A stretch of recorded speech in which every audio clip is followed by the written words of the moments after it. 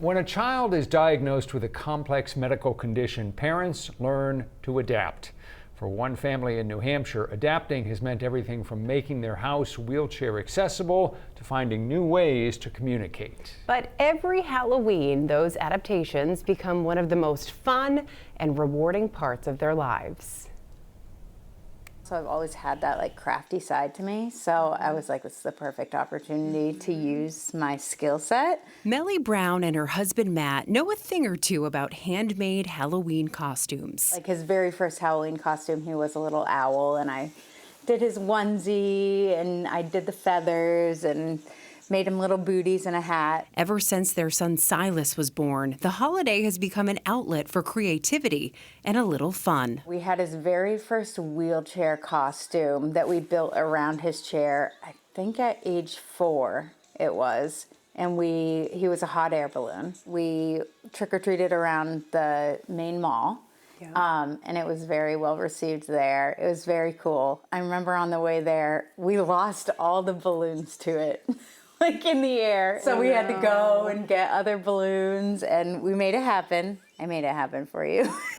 At 14 years old, Silas battles a slew of complex medical conditions, including cerebral palsy and epilepsy.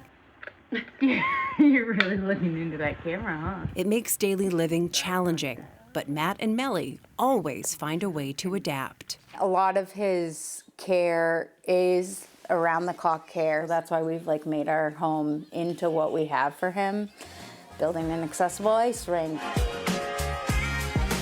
The Boston Bruins is my favorite hockey team in the NHL. Silas is nonverbal, but is able to communicate with his friends and family. This one's really helpful. He can ask to like change positions. I need help changing position. Through devices like this one. He has the best personality, and he talks with his eyes fully. So like when he's not using his communication device, we'll have a whole conversation just by looking at each other. And I know that you found such a great community of people that you've surrounded yourself with over the years. How has that helped you? Until you find a community, it is completely isolating. It's like a weird bubble where it's just you're only thinking about medical, you're talking about medical, you're not getting to really enjoy your child for who they are. Stuff like Halloween and like getting to like make costumes and do all this fun stuff is a really good like distraction from the everyday. It can become really like kind of like Groundhog Day. So like getting out of that and like being able to like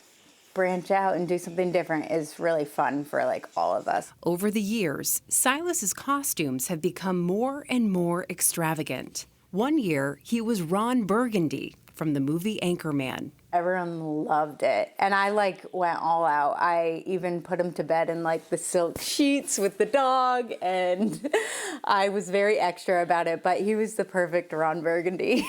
Last year, Silas dressed as Nesson broadcaster Jack Edwards and got to share his costume on the ice at the TD Garden with the Boston Bruins. That was very well received. And he had the big Nesson N. This one has like built-in lights. This year, Matt and Melly took on the challenge of making 4 different costumes, all designed for kids in wheelchairs. This year I dialed it back a little because I was doing 4 kids. They designed playing cards featuring star athletes from all 4 New England teams. So we had the Red Sox, Patriots, Celtics, and of course he did Patrice Bergeron from the Bruins because we had to. Big Bruins fan. Big Bruins fan. The costumes give Silas a chance to shine and give Melly and her husband a chance to be together. It's really a joint effort. Like he welds things and solders things and does like all of that like labor for it, and then I'm more of the detail oriented. So it's really like a partnership. I've always said too, there's a lot of like grief around holidays for us. With Christmas in the past specifically, like, are you holding Santa's hand? Not having him be able to like open gifts on his own, and it just looks different for us in our family. So Halloween is one of those holidays where like nothing's really expected of him. We just kind of dress him up and we show up and that's it. Melly is now sharing that same feeling with other parents of kids with special needs by letting them borrow Silas's old costumes. People have had his Aladdin costume and people have had his mousetrap. I think I shipped it to somewhere in Tennessee one year. Like, we want to be able to give back. Just seeing like the kids yesterday on the rings, watching the parents and seeing them be like, this is really cool. That was really fulfilling. Because it's kind of like a nod to them of like, I see you. Yeah. I see you, I can adapt to this lifestyle. There are so many ways to make everything accessible. Helping to make Halloween an experience for everyone. A night where kids just get to be kids. If they say it's not possible, we make it possible. Like, we do not take no for an answer. We always adapt. He deserves it, just like any typical 14-year-old does. Just epic. Right?